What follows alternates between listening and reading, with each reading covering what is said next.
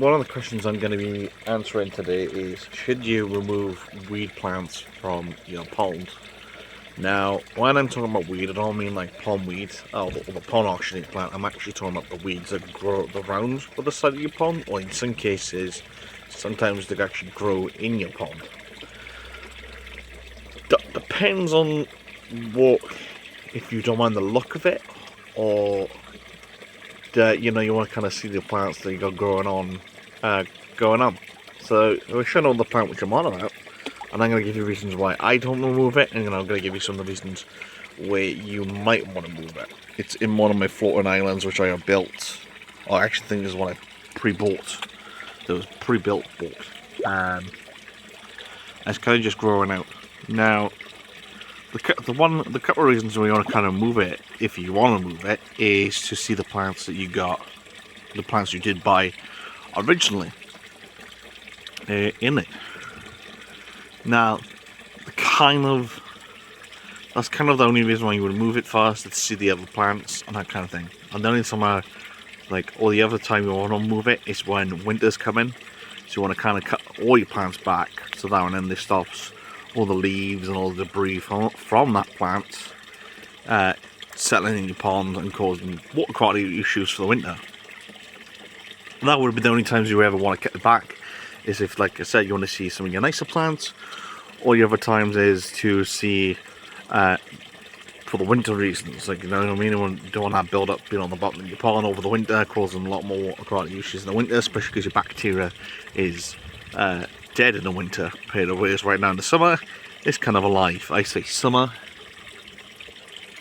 not really much of a fucking summer, to be honest with you, away in Wales this year. So I don't remove it, just the purpose that I still think it's still working as like the typical pond plant. You know what I mean? It's still pouring that nutrient out from the water. And like I'm having a big pour over here as well. So I still think the root system is still pulling the nutrients out from the water. So it's still pouring, you know, stop that fish poop from causing algae. It's going to stop fish food and leftover fish food and nutrients will start causing algae. I do believe that's still doing as the exactly same thing as a pond plant. It's just, to some people it doesn't look that great, but to me I think it looks natural. I love it. I actually don't mind the look of it. It kind of fills it in a little bit more.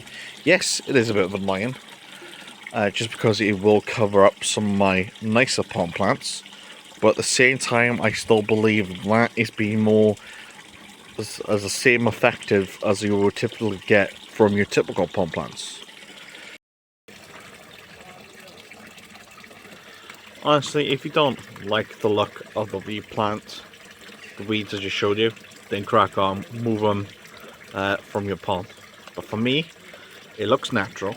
They do a good water quality. They do keep the water quality nice and crystal for you.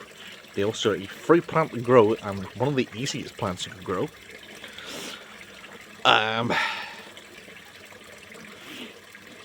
But otherwise, trimming them back every now and again, or ripping the roots out. Honestly, why would you spend an effort when it's a free plant and it's doing your water quality even good? That's my only issues with that when people do remove it.